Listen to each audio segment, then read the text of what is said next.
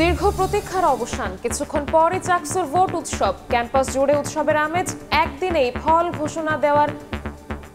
ঘোষণা নির্বাচন কমিশনের। আগামীকাল রাকসু নির্বাচন। কিছু পাইনি, আমরা কোনো কিছু পাই নাই।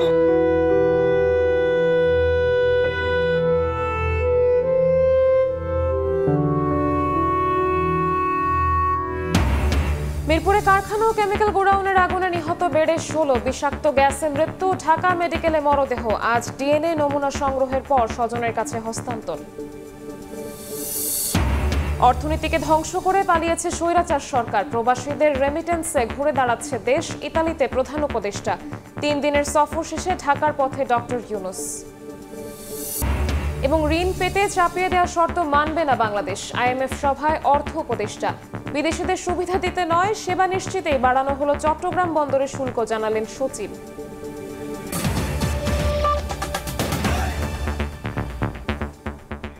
সকালের সময়ের সঙ্গে আছি আমি শবনব নিবিড়। দীর্ঘ প্রতীক্ষার অবসান, আর কিছুক্ষণ পরেই চাকসু নির্বাচনের ভোট উৎসব শুরু। সকাল থেকেই পুরো ক্যাম্পাস জুড়ে বইছে উৎসবের আমেজ। একদিনেই ফল দেওয়ার ঘোষণা নির্বাচন কমিশনের। এদিকে রাকসু নির্বাচনের ভোট গ্রহণ আগামীকাল। ভোট উৎসবের অপেক্ষার অবসান চট্টগ্রাম বিশ্ববিদ্যালয় ক্যাম্পাসে। ভোরের আলো ফোটার সঙ্গে সঙ্গে পুরো ক্যাম্পাস জুড়ে উৎসবের আমেজ। দীর্ঘ 3 যুগ পর অনুষ্ঠিত হতে যাচ্ছে চট্টগ্রাম বিশ্ববিদ্যালয়ের কেন্দ্রীয় ছাত্র সংসদ ও হল সংসদ নির্বাচন। জোরদার করা হয়েছে ক্যাম্পাসের নিরাপত্তা ব্যবস্থা। বহিরাগতদের প্রবেশ বন্ধে নেওয়া হয়েছে কঠোর পদক্ষেপ। প্রতিটি ভবনে একজন করে নির্বাহী ম্যাজিস্ট্রেটের পাশাপাশি পুরো ক্যাম্পাসে মোতায়েন করা হয়েছে পুলিশ, সেনাবাহিনী ও বিজিবি সদস্য। দ্রুত ফল ঘোষণার জন্য ভোট গণনা হবে 2 লেয়ারে। আজই ফল প্রকাশের আশা বিশ্ববিদ্যালয় প্রশাসনের। আমাদের পর্যাপ্ত পরিমাণ টেকনিক্যাল পারসন আছে, পর্যাপ্ত পরিমাণ যে মেশিন রিড করবে সে মেশিন আছে। প্রত্যেকটি ভবনের জন্য একজন ম্যাজিস্ট্রেট নিয়োগ করেছি, নিয়োগ করার জন্য সুপারিশ করেছি। এদিকে গেল রাতে চাকসু নির্বাচনের আগে ক্যাম্পাসে বহিরাগতরা প্রবেশ করেছে বলে অভিযোগ করেছেন ছাত্র শিবির সমর্থিত সম্প্রীতি শিক্ষার্থী জোট প্যানেলের ভিপি প্রার্থী ইব্রাহিম হোসেন রনি। বহিরাগত নিয়ে আমাদের এখন পর্যন্ত সংখ্যা আছে। আমরা চাই এখন থেকে বিশ্ববিদ্যালয়কে প্রধান নির্বাচন কমিশনার বলেছেন যে 4 স্তরের নিরাপত্তা বেষ্টন তৈরি করা হবে, তা যেন দ্রুত সময়ের মধ্যে বাস্তবায়ন করা হয়। অন্যদিকে মঙ্গলবার রাত 11টার দিকে পাল্টা সংবাদ সম্মেলনের ডাক দেয় ছাত্রদল ভিপি ও জিএস প্রার্থী। এ সময় তারা জানান প্রবেশের পাস না থাকলে কাউকে ক্যাম্পাসে ঢুকতে দেওয়া হচ্ছে না। বিভিন্ন অভিযোগ আমরা দেখতে পাচ্ছি, সেই অভিযোগগুলো আমাদের বিশ্ববিদ্যালয় প্রশাসন এবং নির্বাচন কমিশনার তাদের খতিয়ে দেখবে বলে আমাদের আশা। অনেকের মনে হচ্ছে যে বহিরাগত এরাও, কিন্তু আসলে সেটা না। আসলে সবাই স্টুডেন্ট, যে এখনো গান করতেছে এখানে। আমরা যদি যেয়ে বলে আমরা সবাইকে কিন্তু চিনব না। শেষ হয়েছে রাকসু নির্বাচনের প্রচারণার সময়সীমা। ভোট আগামীকাল। রাকসু নির্বাচনে কেন্দ্রীয় সংসদে 247 জন ও হল সংসদে 597 প্রার্থী প্রতিদ্বন্দ্বিতা করছেন। তানজিনা তাসনিম, সময় সংবাদ। এই মুহূর্তে চট্টগ্রাম বিশ্ববিদ্যালয় ক্যাম্পাসে আছেন সহকর্মী আলামিন তুষার, শফিকুল আলম, ফেরদৌস লিপি এবং নিগার মেহরিন রিনি। সরাসরি প্রথমে যাচ্ছি তুষারের কাছে।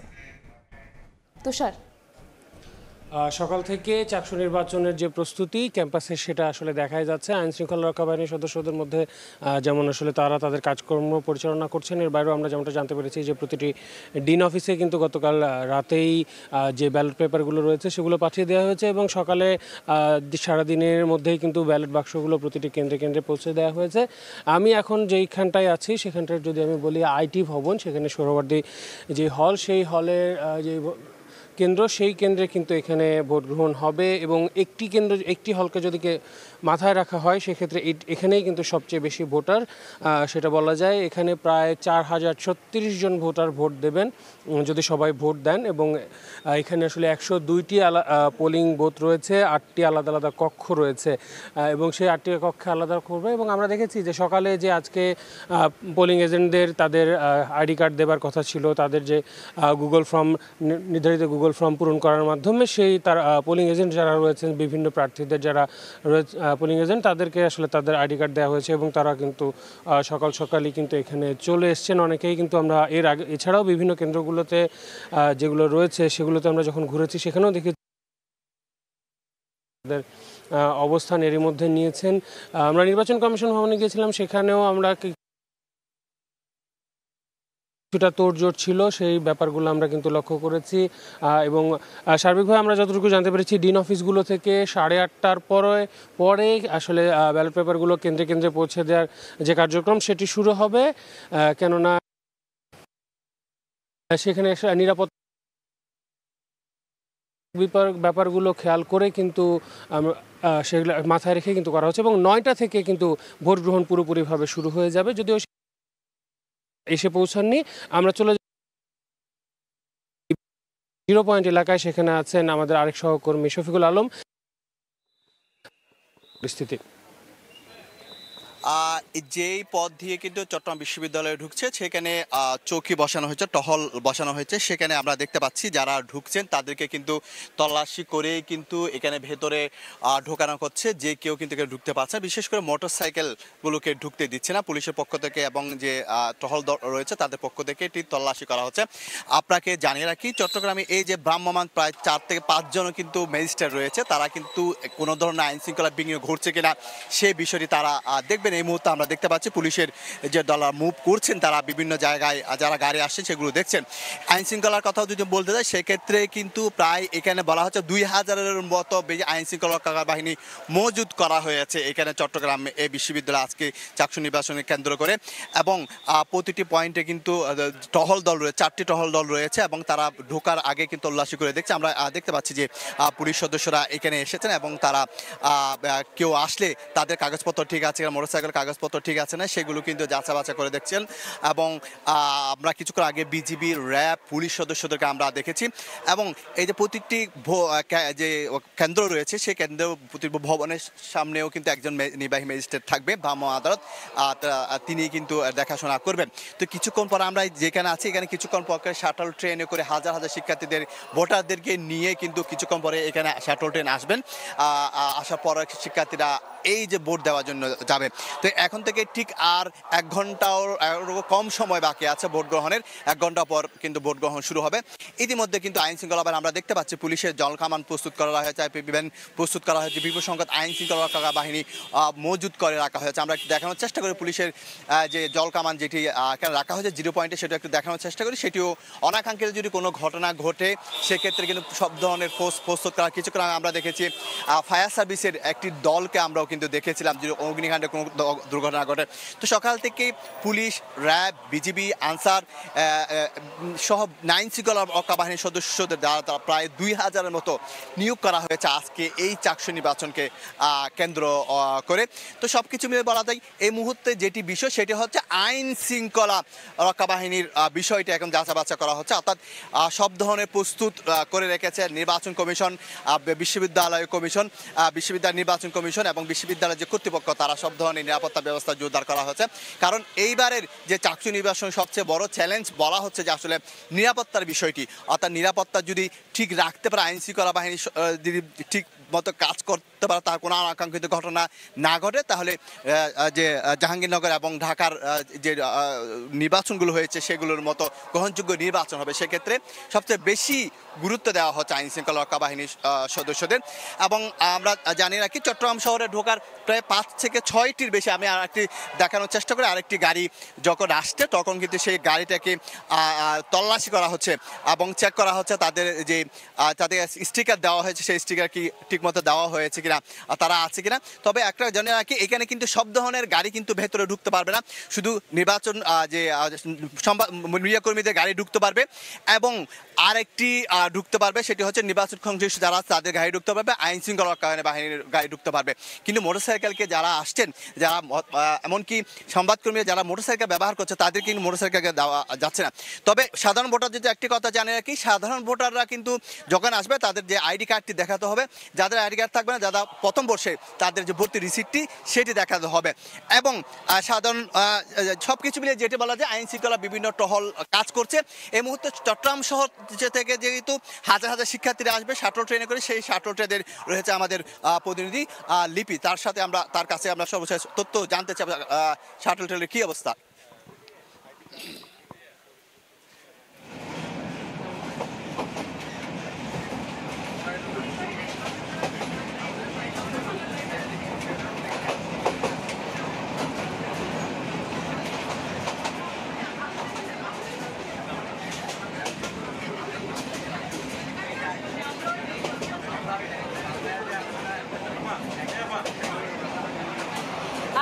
মুহূর্তে আছি শাটল ট্রেনে, যেটাকে বলা হয় চট্টগ্রাম বিশ্ববিদ্যালয়ের একটি ঐতিহ্য শাটল ট্রেন। বিশ্ববিদ্যালয় মানে শাটল ট্রেন।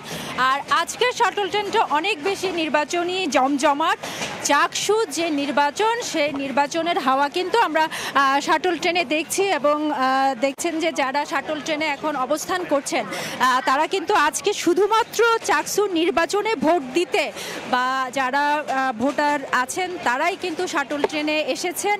এবং সকাল 7:30টায় এটি চট্টগ্রাম রেল স্টেশন থেকে ছেড়ে গেছে এবং এই মুহূর্তে কিন্তু ক্যান্টনমেন্ট পার হচ্ছে শাটল ট্রেন। এবং শাটল ট্রেনে যারা আসছেন তাদের মধ্যে কিন্তু আমরা দেখছি যে নির্বাচন কেন্দ্রিক যে আলোচনা, বিশেষ করে চাকসু নির্বাচন, সেই চাকসু নির্বাচন নিয়ে কিন্তু তারা আলোচনা করছেন। কোন প্রার্থীকে ভোট দিবেন, কোন প্যানেলকে তারা জয় করতে চান, সে আলোচনা যেমন আছে, আবার প্রার্থী এবং প্রার্থীদের যারা প্রতিনিধি তারা কিন্তু একদম শেষ মুহূর্তে তাদের যে ব্যালট নাম্বার সেটা দিয়ে কিন্তু তাদেরকে স্মরণ করিয়ে দিচ্ছেন, ভোট চাচ্ছেন। এবং এই যে জমজমাট একটা শাটল ট্রেন, এবং আপনারা জানেন যে চট্টগ্রাম বিশ্ববিদ্যালয়ে যে 27,000 শিক্ষার্থী আছে, সেই 27,000 শিক্ষার্থীর মধ্যে 10 থেকে 11,000 শিক্ষার্থী কিন্তু চট্টগ্রাম শহরে অবস্থান করে। সেই অবস্থানরত শিক্ষার্থীদের অন্যতম যে পরিবহন মাধ্যম সেটা কিন্তু শাটল ট্রেন। এই শাটল ট্রেন সবসময় কিন্তু জমজমাট থাকে এবং শাটল ট্রেনকে ঘিরে কিন্তু চট্টগ্রাম বিশ্ববিদ্যালয়ের শিক্ষার্থীদের এক ধরনের আবেগ কাজ করে।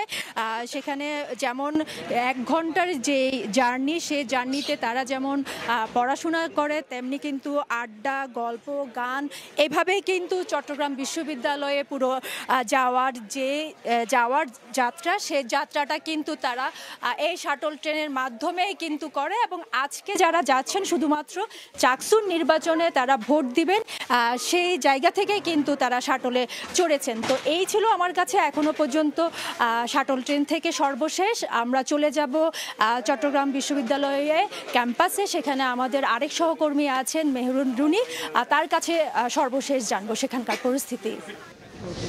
বেলা বাড়ার সাথে সাথে আমরা বিশ্ববিদ্যালয় ক্যাম্পাসে কিন্তু লোক সমাগম দেখতে পাচ্ছি। ইতোমধ্যেই অনুষদগুলোর সামনে পোলিং এজেন্ট হিসেবে যারা কাজ করবেন তারা কিন্তু এসে পৌঁছেছেন এবং তারা অপেক্ষা করছেন, কারণ আর 1 ঘন্টা পরেই শুরু হবে সেই কাঙ্ক্ষিত ভোট গ্রহণ, যেই ভোটের জন্য 35 বছর ধরে অপেক্ষা করেছেন শিক্ষার্থীরা। এবং অনেক শিক্ষার্থী কিন্তু জীবনের প্রথম ভোটটি এই ছাত্র সংসদ নির্বাচনের মাধ্যমেই দিবেন। আমি এখন আছি বিশ্ববিদ্যালয়ের যে বিবি অনুষদ সেখানে, এবং এইখানে কিন্তু এই যে ক্যাম্পাসের সবচেয়ে বেশি ভোটাররা কিন্তু এই অনুষদেই ভোট দেবেন। 7,073 জন ভোটারের কেন্দ্র পড়েছে এই বিবি অনুষদে, এবং এখানে 3টি হল এবং একটি হোস্টেলের যারা ভোটার রয়েছেন তারা হচ্ছে এই বিবি অনুষদের কেন্দ্রগুলোতে হচ্ছে ভোট দেবেন। এর মধ্যে বিজয় 24 হল, প্রীতিলতা হল, ফরহাদ হোসেন হল এবং একটি হোস্টেল যেটি শিল্পী রশিদ চৌধুরী হোস্টেল, তারা কিন্তু এই বিবিএ ফ্যাকাল্টির যে কেন্দ্রগুলো রয়েছে সেখানে কিন্তু তারা ভোট দিবেন। কিছুক্ষণ আগে আমরা দেখেছি যে ব্যালট পেপারগুলো সেগুলো কিন্তু নিরাপত্তার সাথে এই অনুষদের কেন্দ্রগুলোতে পৌঁছে দেওয়া হয়েছে। পাশাপাশি অন্যান্য সরঞ্জাম যেগুলো সেগুলোও কিন্তু কেন্দ্রে পৌঁছে দেওয়া হয়েছে। এখানে নিরাপত্তা কর্মীরা আছেন, পাশাপাশি আইনশৃঙ্খলা বাহিনী, তারাও কিন্তু এখানে সতর্ক অবস্থানে আছেন যেন কোনো ধরনের কোনো অপ্রীতিকর ঘটনা না ঘটে। এবং শিক্ষার্থীরা কিন্তু এখনও বিশ্ববিদ্যালয় ক্যাম্পাসে এসে পৌঁছায়নি। সম্ভবত বেলা বাড়ার সাথে সাথে আস্তে আস্তে ভোটাররা এখানে এসে পৌঁছাবেন। আমরা কিন্তু গত 19 দিন ধরে নির্বাচনী প্রচারণার যে উৎসাহ উদ্দীপনা সেটি দেখেছি, এবং শিক্ষার্থীরা বেশ উৎসবপূর্ণ পরিবেশেই এই প্রচারণার কার্যক্রম চালিয়ে গিয়েছেন। আজকে আসলে যেই ভোট গ্রহণ কার্যক্রম হবে সেখানে প্রায় 27,500 শিক্ষার্থী তাদের যে ভোটাধিকার সেটি কিন্তু প্রয়োগ করবেন। এর মধ্যে 11,000 শিক্ষার্থী কিন্তু নারী ভোটার। তো যদিও প্রার্থী হিসেবে নারীদের অংশগ্রহণ কম, কিন্তু ভোটার হিসেবে কিন্তু নয়। তাই এই নারী ভোটারদের ভোটের উপরেই কিন্তু অনেক কিছু নির্ভর করছে। এই মুহূর্তে বিশ্ববিদ্যালয়ের যে সমাজবিজ্ঞান অনুষদ সেখানে আছেন আমাদের সহকর্মী তারিফ রহমান। আমরা সরাসরি সেখানে চলে যাচ্ছি। আমি এখন রয়েছি সমাজবিজ্ঞান অনুষদে। এই সমাজবিজ্ঞান অনুষদে ভোটার সংখ্যা রয়েছে 6,606 জন। আর মাত্র 1 ঘন্টা পরেই আসলে এই ভোট গণনা কার্যক্রম, ভোট প্রধান কার্যক্রম শুরু হবে। আসলে ইতিমধ্যে আমরা দেখতে পেয়েছি যে নির্বাচন কমিশনের সদস্য সচিব তিনি কেন্দ্রে যে ব্যালট পেপার রয়েছে সেই নিজে এসে প্রতিটি কেন্দ্রে যে যতটা ব্যালট পেপার দরকার সেই ব্যালট পেপারগুলো আসলে পৌঁছে দিচ্ছেন এবং আমরা দেখছি যে পুরো কেন্দ্র জুড়ে আসলে নিরাপত্তা বলয়ের মধ্যে রাখা হয়েছে। আইন শৃঙ্খলা রক্ষাকারী বাহিনী রয়েছেন, এর পাশাপাশি পোলিং অফিসার, প্রিজাইডিং অফিসার এবং বিভিন্ন প্রার্থীদের যেই পোলিং এজেন্ট রয়েছেন আর তারাও আসলে দেখছি যে ইতিমধ্যেই ভোট কেন্দ্রে অবস্থান নিয়েছেন এবং পুরো ভোট কেন্দ্রে আসলে একটা নিরাপত্তার মধ্যেই রয়েছে আসলে যাতে কোনো অনাকাঙ্ক্ষিত ঘটনা না ঘটে এবং বহিরাগত বা অন্য কেউ যাতে আসলে ভোট না দিতে পারে সেই বিষয়টা আসলে স্বচ্ছতা রাখার ক্ষেত্রে এই বিষয়টি রাখা হয়েছে। এছাড়া আমরা দেখতে পাচ্ছি যে কেন্দ্রের সামনেই এলইডি স্ক্রিন রাখা হয়েছে, যে এলইডি স্ক্রিনের মাধ্যমে আসলে পুরো ভোটের যে কার্যক্রম অর্থাৎ ভোট প্রদান থেকে শুরু করে ভোট গণনা এবং টোটাল বিষয়টা এবং প্রতিটি রুমের সিসিটিভি ফুটেজ আসলে এই এলইডি স্ক্রিনের মাধ্যমে আসলে দেখানো হবে। এছাড়া পুরো বিশ্ববিদ্যালয়ের প্রতিটি পয়েন্টে নিরাপত্তা বলয়ের মধ্যে রাখা হয়েছে, আইন শৃঙ্খলা রক্ষাকারী বাহিনীর টহল রয়েছে এবং আমি যেই সেন্টার কেন্দ্রটিতে রয়েছি আসলে এই কেন্দ্রটিতে আসলে 4টি তলায় আসলে ভোট অনুষ্ঠিত হবে এবং সেখানে একজন নির্বাহী ম্যাজিস্ট্রেট থাকবেন আসলে যদি কোনো অনাকাঙ্ক্ষিত ঘটনা ঘটে আসলে সেই বা আচরণবিধির কোনো লঙ্ঘন হয় সেই লঙ্ঘনের আসলে তিনি ব্যবস্থা নেবেন। এছাড়া ইতিমধ্যে আমরা দেখছি যে ভোটাররাও জড়ো হওয়া শুরু করেছে আসলে, কারণ ভোট শুরু হবে 9টায়, তো এখনও ভোটারদের চাপ তেমন একটা আমরা লক্ষ্য করছি না, তবে আমরা আশা করছি যে 9টার পর থেকে আসলে ভোটাররা তাদের যে নির্দিষ্ট যে ভোট কেন্দ্র সেখানে আসা শুরু করবে এবং তাদের যেই ভোটাধিকার সেটি প্রয়োগ করে তাদের যে কাঙ্ক্ষিত প্রার্থী আসলে সেটি নির্বাচন করবেন এবং আজ বিকাল 4টায় এই ভোট প্রধান শেষ হবে এবং এরপরই আসলে গণনা কার্যক্রম শুরু হবে। এই ছিল আমার কাছে চট্টগ্রাম বিশ্ববিদ্যালয়ের সমাজবিজ্ঞান অনুষদ থেকে চাকসু নির্বাচনের সর্বশেষ খবর। চাকসু নির্বাচনের সবশেষ তথ্য জানাতে আমাদের সাথে চট্টগ্রাম থেকে যুক্ত হয়েছিলেন সহকর্মীরা। অন্য প্রসঙ্গ, কাজে গিয়ে আর ফেরা হলো না বাড়ি। মিরপুরে পোশাকের প্রিন্টিং কারখানা ও কেমিক্যাল গোডাউনে আগুনে নিহতের সংখ্যা বেড়ে 16 জনে দাঁড়িয়েছে। দগ্ধ আহত হয়েছেন আরও বেশ কয়েকজন। কারখানার আগুন নিয়ন্ত্রণে এলেও বাগে আনা যায়নি রাসায়নিক গুদামের অগ্নিকাণ্ড। বিস্ফোরণের শঙ্কায় সতর্ক অবস্থানে আইনশৃঙ্খলা রক্ষাকারী বাহিনী। ফায়ার সার্ভিস জানিয়েছে ভবনের ছাদ বন্ধ থাকায় সেখানে আটকে বিষাক্ত গ্যাসে প্রাণহানি ঘটে। এদিকে ঢাকা মেডিকেলে নেওয়া 16 মরদেহের আজ ডিএনএ নমুনা সংগ্রহের পর স্বজনের কাছে হস্তান্তর করা হবে।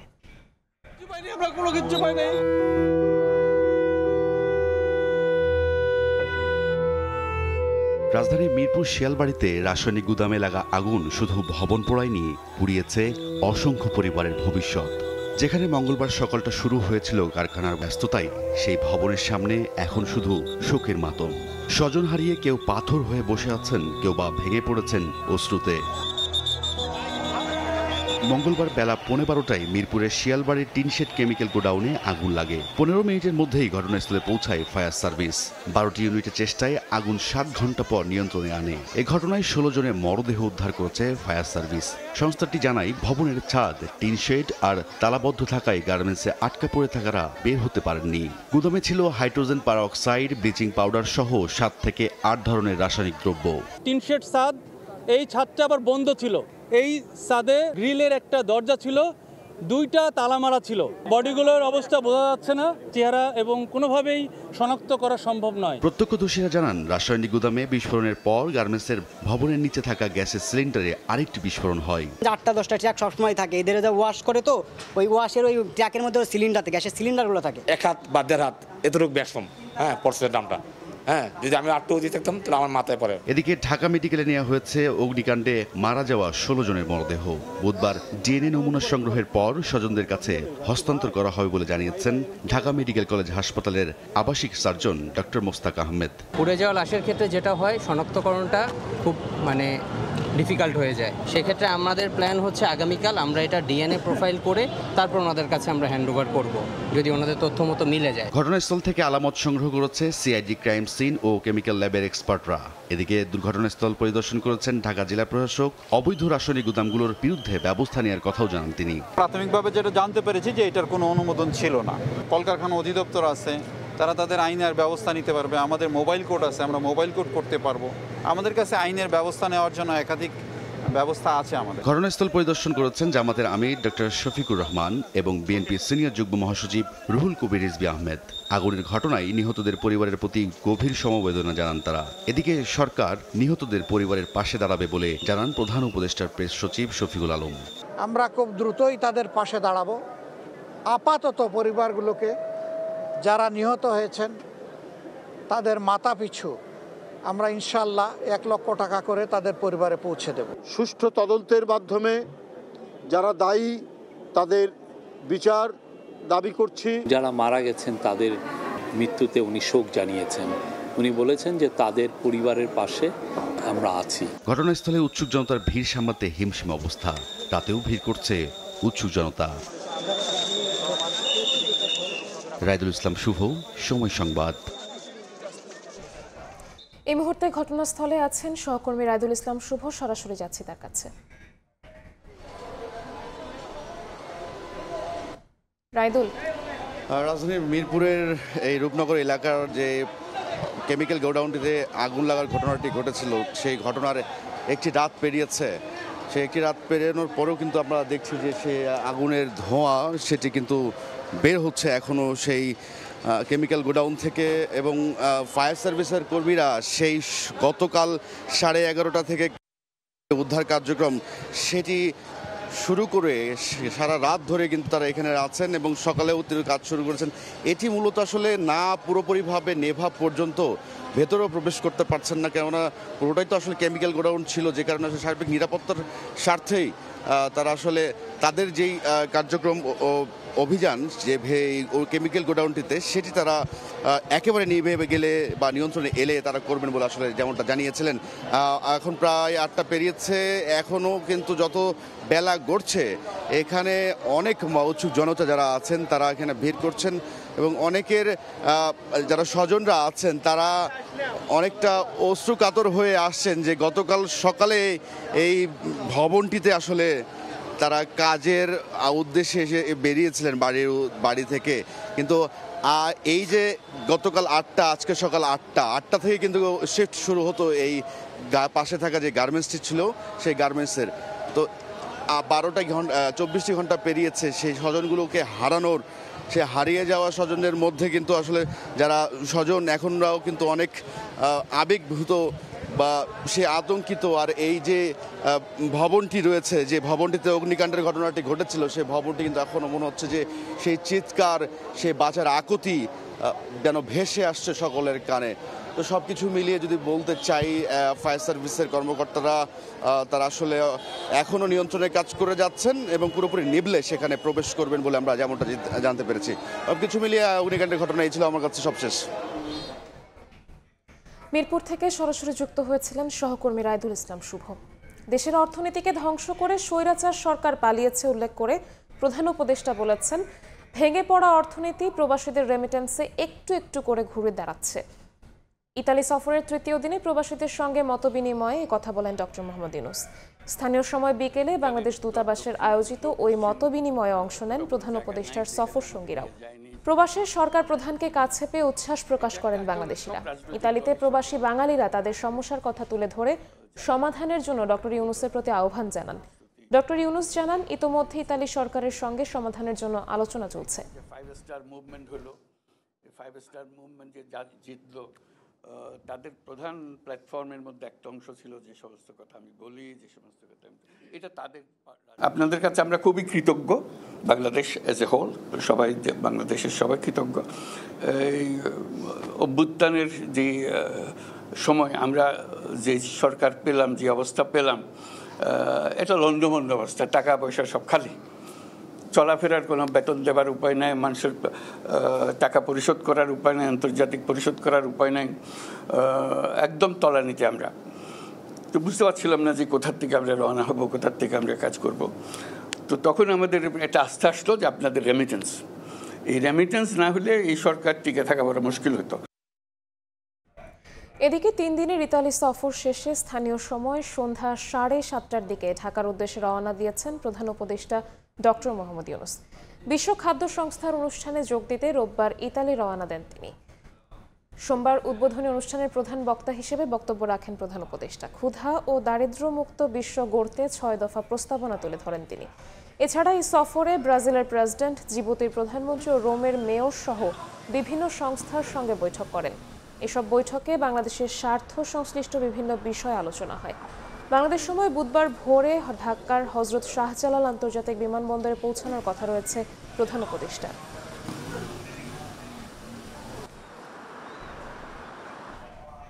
সকালের সময় আরও থাকছে। গভীর সমুদ্র থেকে এখনও ডিম ছাড়তে উপকূলে আসেনি মা ইলিশ, দাবি জেলেদের। নিষেধাজ্ঞার সুফল নিয়ে প্রশ্ন, আসার পথ মুক্ত রাখতেই দেয়া হয় আগেভাগে নিষেধাজ্ঞা, বলছেন গবেষকরা। আইএমএফের চাপিয়ে দেওয়া শর্তে ঋণ নিতে আর কোনো নতি স্বীকার করবে না বাংলাদেশ, এমনটাই জানিয়েছেন অর্থ উপদেষ্টা ডক্টর সালেউদ্দিন আহমেদ। বিশ্বব্যাংক আইএমএফের বার্ষিক সম্মেলনে দ্বিতীয় দিনে এক ব্রিফিংয়ে এসব কথা বলেন তিনি। আর অর্থ সচিব জানিয়েছেন, রপ্তানি উন্নয়ন তহবিল বা ইডিএফ তহবিলের জন্য $50 কোটি সহায়তা দেবে বিশ্বব্যাংকের সহযোগী সংস্থা মিগা। এক প্রশ্নের জবাবে জানান, কোনো বিদেশি সংস্থাকে সুবিধা দিতে নয়, বরং উন্নত সেবা নিশ্চিত করতেই চট্টগ্রাম বন্দরের শুল্ক বাড়ানো হয়েছে।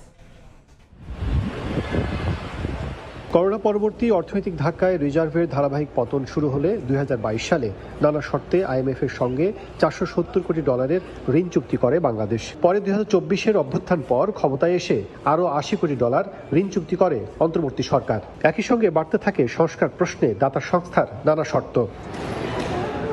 কিন্তু বর্তমান প্রেক্ষাপটে রেমিটেন্স ও প্রবাসী আয়ের চমকে সক্ষমতার জানান দিচ্ছে বাংলাদেশের অর্থনীতি। ফলে ঋণের বাকি অর্থ পেতে আইএমএফ এর চাপিয়ে দেয়া কোনো শর্ত মানবে না বাংলাদেশ। আইএমএফ এর বার্ষিক সভায় যোগ দিয়ে সাংবাদিকদের এ কথা জানান অর্থ উপদেষ্টা ডক্টর সালেউদ্দিন আহমেদ। আইএমএফ এর যে বহু রকম শর্ত যদি আবার দেয় বা বহু রকম ইসে করে, আমরা ডেফিনেটলি এখন একটু আমরা সেকেন্ড লুক দেব, আমরা বাজেট সাপোর্ট নিতে হবে কিনা, আমরা আইএমএফ এর বিভিন্ন শর্তে যেটা আমাদের জন্য খুব ফ্রেন্ডলি না, বার্ষিক সম্মেলনের দ্বিতীয় দিনে বেশ কয়েকটি গুরুত্বপূর্ণ বৈঠকে অংশ নেন সরকারের প্রতিনিধিরা।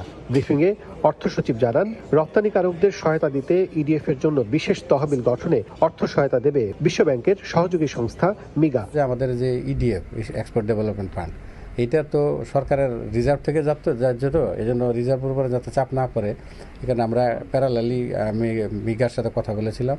মিগা আমাদেরকে $500 মিলিয়ন দিবে বা ফাইন্যান্স ডিভিশনকে দিবে বাজেট সাপোর্ট হিসেবে, ফাইন্যান্স ডিভিশন অন লেন্ডিং করবে বাংলাদেশ ব্যাংকে। ওইটার মাধ্যমে আমরা এক্সপোর্ট ডেভেলপমেন্ট ফান্ডের আলাদা একটা বাংলাদেশ রিজার্ভের উপরে চাপ না পড়ে যেন এইভাবে ডেভেলপ, এটা নিয়ে আলোচনা চলছে। এ সময় এক প্রশ্নের জবাবে অর্থ উপদেষ্টা জানান, কোনো বিশেষ গ্রুপকে সহায়তা দিতে নয়, বরং সেবার মান বৃদ্ধি করতেই চট্টগ্রাম বন্দরের শুল্ক বাড়ানো হয়েছে। অন্তর্বর্তী সরকার মেয়াদে বাংলাদেশের অর্থনৈতিক যে প্রবৃদ্ধি, সেই প্রেক্ষাপটে প্রতি মাসে $3 থেকে $4 বিলিয়ন প্রবাসী আয়ের পাশাপাশি রপ্তানি আয়ে আরও কিছুটা গতি বাড়ানো গেলে বিদেশি দাতা সংস্থার ঋণ নির্ভরতা থেকে বাংলাদেশ অনেকটাই বেরিয়ে আসবে বলে মনে করছেন বাংলাদেশ সরকারের প্রতিনিধিরা। ওয়াশিংটন ডিসি থেকে কাজল আব্দুল্লাহ, সময় সংবাদ, যুক্তরাষ্ট্র। তৃতীয় সাবমেরিন কেবল চালু না হওয়ায় আগামী বছর বড় ধরনের ব্যান্ডউইথ ঘাটতিতে পড়তে যাচ্ছে বাংলাদেশ। সেবাদাতারা বলছেন, বর্তমানে দৈনিক 8400 জিবিপিএস ব্যান্ডউইথ ব্যবহার হচ্ছে। 2026 সালে যা বেড়ে দাঁড়াবে প্রায় 14000 জিবিপিএসে। তখন সরকারের দুটি সাবমেরিন কেবলের সক্ষমতা থাকবে চাহিদার অর্ধেক। পররাষ্ট্র মন্ত্রণালয়ের অনুমতি না মেলায় আটকে আছে বেসরকারি সাবমেরিন কেবল স্থাপনের কাজও। ফলে 6000 জিবিপিএস এর বেশি ব্যান্ডউইথ আমদানি করতে হবে ভারত থেকে। শুভ খানের রিপোর্ট। কেনাকাটা, পড়াশোনা সহ দৈনন্দিন নানা কাজে মোবাইল ও ব্রডব্যান্ড মিলিয়ে 8400 জিবিপিএস ব্যান্ডউইথ ব্যবহার করেন 13 কোটির বেশি গ্রাহক। স্টারলিংক আসায় ব্যান্ডউইথ চাহিদা আরও বাড়ছে। তবে খাত সংশ্লিষ্টরা বলছেন, চাহিদার বিপরীতে সক্ষমতা নেই সরকারের। দুটি সরকারি সাবমেরিন কেবলের সক্ষমতা মাত্র 7220 জিবিপিএস। বাড়তি মূল্যের কারণে যেখান থেকে মাত্র 4200 জিবিপিএস ব্যান্ডউইথ নিচ্ছে সেবাদাতারা, তুলনামূলক কম খরচে বাকি অর্ধেক ভারত থেকে এনে সরবরাহ করছে আইটিসি অপারেটররা। এজন্য মাসে গড়ে 60 কোটি টাকা দিতে হচ্ছে প্রতিবেশী দেশটিকে, বছরে প্রায় 700 কোটি টাকা। আইএসপিএবির তথ্য বলছে 2026 সালে ব্যান্ডউইথ চাহিদা বেড়ে দাঁড়াবে 13843 জিবিপিএসে। ক্রমবর্ধমান চাহিদা মেটাতে তৃতীয় সাবমেরিন কেবল চলতি বছরই চালুর কথা থাকলেও তা পিছিয়ে গেছে। আগামী বছরের মধ্য এবং শেষ দিকের মাঝামাঝি কোনো একটা পর্যায়ে আমরা আমাদের থার্ড সাবমেরিন কেবলে কানেক্ট হতে পারবো বলে আশা করি। সেখানে 17 টেরাবাইট আসবে। এ অবস্থায় আগামী বছরে দৈনিক ব্যান্ডউইথ ঘাটতি বেড়ে দাঁড়াবে ৬৬২৩ জিবিপিএসে। এই ক্রাইসিসটা আসলে ইন্ডিয়া থেকে আমাদেরকে মেটাতে হবে। এ তো গেল সরকারি উদ্যোগ, বিকল্প আছে বেসরকারি খাতে 3টি সাবমেরিন কেবল। ৪৫,০০০ জিবিপিএস সক্ষমতার এই কেবল ২০২৬ সালের শুরুতেই চালু হওয়ার কথা রয়েছে। উদ্যোক্তারা বলছেন এরই মধ্যে মিয়ানমার অংশের কাজ শেষ হয়েছে। বাংলাদেশ অংশে কেবল স্থাপনের অনুমতি চেয়ে ডাক টেলিযোগাযোগ এবং পররাষ্ট্র মন্ত্রণালয়ে চিঠি দিয়েছে তারা, তবে এখনো অনুমতি মেলেনি। ২০২৪-এ ওনারা কোনো ধরনের আমাদের সাথে রেসপন্স করেনি। তারই ফলশ্রুতিতে আমরা আগস্ট মাসে আবার একটা চিঠি প্রেরণ করি। যদি পররাষ্ট্র মন্ত্রণালয়ের অনুমতি পাওয়া যায় তাহলে আগামী ডিসেম্বরে শিপ মুভমেন্ট করবে। যদিও প্রধান উপদেষ্টার বিশেষ সহকারী বলছেন সরকারের দিক থেকে বেসরকারি উদ্যোক্তাদের কোনো বাধা দেয়া হচ্ছে না। বেসরকারি সাবমেরিন কেবল কোম্পানিতে মানে কেবল আনবে, রিজিওনাল যেই বিষয়গুলো আছে সেগুলো ফুলফিল করে তারা আনবে। তাদের উপরে আমাদের কোনো বাধা নিষেধ সেভাবে নেই। আইএসপিএবির হিসাবে ২০২৭ সালে দেশে দৈনিক ব্যান্ডউইথ চাহিদা বেড়ে দাঁড়াবে ১৭,৭৮৯ জিবিপিএসে। শুভ খান, সময় সংবাদ, ঢাকা। ইলিশের প্রজনন মৌসুমের শুরুতে ইলিশের পেটে ডিম না থাকায় এবছরও নিষেধাজ্ঞার সময় নিয়ে প্রশ্ন তুলেছেন জেলেরা। নিষেধাজ্ঞার সময় আর জেলেদের অংশগ্রহণ দিন দিন বাড়লেও খুব একটা বাড়ছে না ইলিশের ডিম ছাড়ার পরিমাণ। বিশেষজ্ঞরা বলছেন শুধু ডিম ছাড়ার জন্য নয়, নিষেধাজ্ঞার সময় বাড়ানো হয়েছে মা ইলিশ আসা ও ডিম ছাড়ার পরিবেশ তৈরির জন্য। পটুয়াখালী প্রতিনিধি শিকদার জাবির হোসেনের সহযোগিতায় এম এ আজিমের রিপোর্ট। সমুদ্র ও উপকূলের অভয়াশ্রমে মা ইলিশ রক্ষায় চলছে ২২ দিনের নিষেধাজ্ঞা। তবে প্রশ্ন উঠেছে নিষেধাজ্ঞার সঠিক সময় নিয়ে। নিষেধাজ্ঞার আগ মুহূর্ত পর্যন্ত যেসব ইলিশ ধরা পড়েছে তাতে ডিমওয়ালা ইলিশ বা মা ইলিশ ছিল না বলে দাবি জেলেদের। এর মধ্যে একটা মাছের পেটেও ডিম পেই নাই, তাই অবরোধ শেষে পরে তো ডিম হইবে, তখন তো আমরা ডিম সহ মাছ ধরা পড়বে।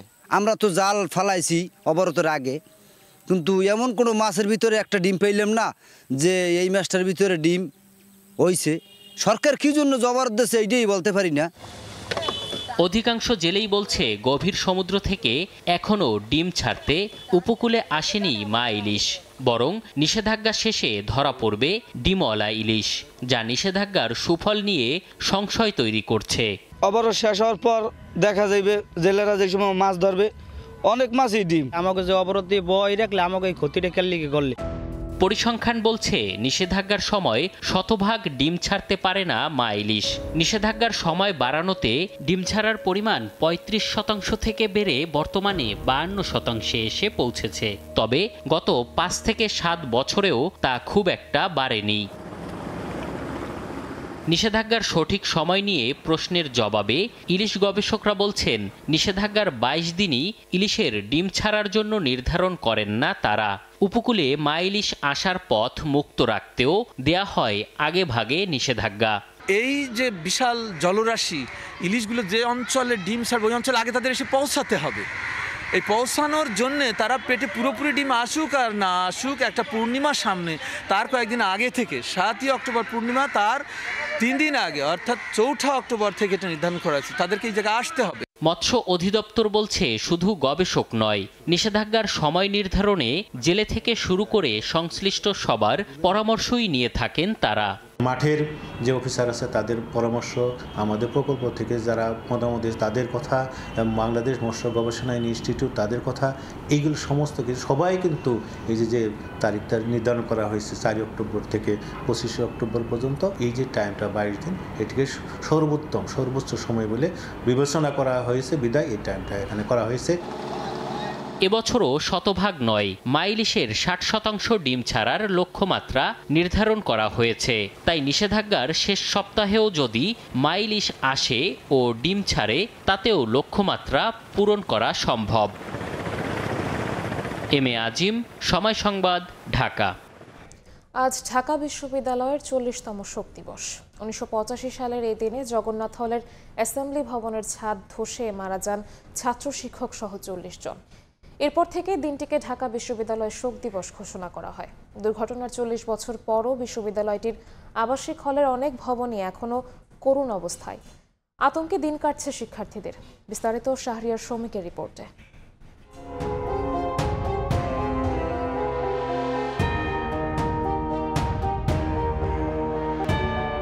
15 অক্টোবর 1985। বিকেল থেকেই গুঁড়ি গুঁড়ি বৃষ্টি আর ঝড়। ঢাকা বিশ্ববিদ্যালয়ের জগন্নাথ হলের অ্যাসেম্বলি হাউস, যেটি পরিচিত ছিল তৎকালীন পূর্ব পাকিস্তানের পরিষদ ভবন হিসেবে। হাউজের অডিটোরিয়াম রুমে নাটক শুকতারা দেখার আশায় সেরাতে জড়ো হন ছাত্র শিক্ষক সহ 2 শতাধিক মানুষ। ছিলেন হল কর্মচারী সহ আগত অতিথিরাও। নাটক শুরু হবে ঠিক এমন সময় ধসে পড়ে ভবনের ছাদ। মুহূর্তেই রক্তগঙ্গায় পরিণত হয় জগন্নাথ হল। জীবন বাঁচাতে দিকবিদিক ছুটতে থাকেন সবাই। প্রাণ হারান 40 জন, আহত হন শতাধিক। 40 বছর পর সেই ঘটনার বর্ণনা দিলেন দুর্ঘটনা থেকে বেঁচে ফেরা প্রত্যক্ষদর্শীরা। প্রাক্তন সংসদ ভবন ছিল, সেটার ফলস ছাদ, বৃষ্টি হইতেছিল জিরিজিরি, ওই বৃষ্টির ভার সইতে না পেরে ট্রাক্টরটা নিচে পড়ে গেছে। এত রক্ত যে নিজেই অনেক নিজের কাছে খারাপ লাগতেছে আর হইচই করতেছে, যে আমারে বাঁচাইতে, যে আমারে বাঁচা। প্রতি বছরের 15 অক্টোবর পালন হয়ে আসছে ঢাকা বিশ্ববিদ্যালয় শোক দিবস। তবে ঘটনার 40 বছর পরও বিশ্ববিদ্যালয়ের হলগুলোর আবাসিক ভবনের অবস্থা বেশ শোচনীয়। ভবনের বিম থেকে সিলিং অক্ষত নেই কোনোটি, তাই আতঙ্কে দিন কাটাতে হচ্ছে বলে জানালেন হাজী মোহাম্মদ মুহসিন হলের শিক্ষার্থীরা। যখন আমি এই টেবিলে বসি, মাঝে মাঝে একটু এখানে বসতে ইচ্ছে করে পড়তে, তখন উপর থেকে বালি পড়ে। এই গ্রিলটাকে যতবারই আমরা কমপ্লেন করেছি, রিপেয়ার করার জন্য লোকজন এসেছে, আসার পরে ওনারা যে রিভিউটা দেন সেটা হচ্ছে দেয়ালের যে অবস্থা, সেখানে কোনোভাবে নতুন করে গ্রিল ইনস্টল করা পসিবল না। এরকম একটা ড্যামেজ বিল্ডিং, যেটার কোনো আসলে গ্রাউন্ডই ঠিক নাই, এই বিল্ডিং আসলে রিপেয়ার করে আসলে হবেটা কি? একই অবস্থা সলিমুল্লাহ মুসলিম হল, ফজলুল হক, শহীদুল্লাহ হল সহ বিশ্ববিদ্যালয়ের অনেক ভবনের। এ বিষয়ে বিশ্ববিদ্যালয়ের পরিকল্পনা ও উন্নয়ন বিভাগের পরিচালক জানান, ভবন রক্ষণাবেক্ষণ সময় সাপেক্ষ ব্যাপার। বাজেট পাশের ক্ষেত্রেও রয়েছে নানা জটিলতা। রিপেয়ার প্রজেক্টটা 2021 সাল থেকে শুরু হয় আমাদের। 2021 সাল থেকে শুরু করে দেন হচ্ছে যে বিভিন্ন পর্যায়ে বিভিন্ন সময় বিভিন্ন নীতিমালা চেঞ্জ হওয়ার কারণে আবার নতুন করে দিতে এই 4টা বছর পার হয়েছে। যে বাজেট ছিল, বাজেটের পরিমাণ একটু বেড়েছে, বাড়ার কারণে এটা আবার ফিনান্স থেকে আমাদের অনুমোদন নিতে হয়, অর্থ বিভাগ থেকে। প্রকল্প বাস্তবায়নে সরকারি রীতির বাইরে যাওয়ার সুযোগ নেই বলেও জানায় বিশ্ববিদ্যালয় কর্তৃপক্ষ। 85 থেকে 25 জগন্নাথ হল ট্র্যাজেডির 40 বছরেও আবাসিক হল সংস্কারের ব্যাপারে খুব একটা টনক নড়েনি বিশ্ববিদ্যালয় প্রশাসনের। হটসিটে যখনই যারা বসেছেন, শুনিয়েছেন আশার বাণী। শতবর্ষী এই বিশ্ববিদ্যালয়ের শিক্ষার্থীরা এখনও হলে তাদের নিচকক্ষে ঘুমোতে গেলে ছাদের খণ্ডাংশ খসে পড়ে তাদের মাথার ওপর। বিশ্ববিদ্যালয়ের নিত্য নতুন বাজেট পাশ হলেও পাশ হয় না আবাসিক হল সংস্কারের বাজেটগুলো। শাহরিয়ার সৌমিক, সময় সংবাদ, ঢাকা। এ পর্যায়ে শীর্ষ সংবাদগুলো জানিয়ে দিচ্ছি আরেকবার। দীর্ঘ প্রতীক্ষার অবসান, কিছুক্ষণ পরই চাকসুর ভোট উৎসব, ক্যাম্পাস জুড়ে উৎসবের আমেজ। একদিনেই ফল দেওয়ার ঘোষণা নির্বাচন কমিশনের, আগামীকাল রাকসু নির্বাচন। কিছু পাইনি, আমরা কোনো কিছু পাই নাই।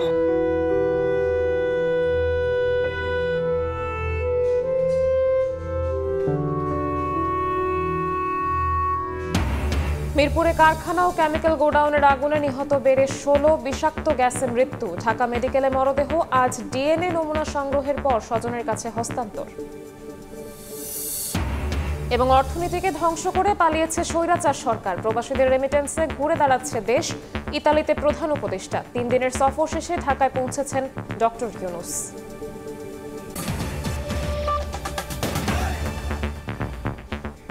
এই ছিল সকালের সময়। আন্তর্জাতিক সময়ের সঙ্গে থাকবেন সহকর্মী রাইসা জান্নাত। ধন্যবাদ নিবিড়। আন্তর্জাতিক সময় নিয়ে ফিরছি কিছুক্ষণ পরেই, সঙ্গেই থাকুন সময়।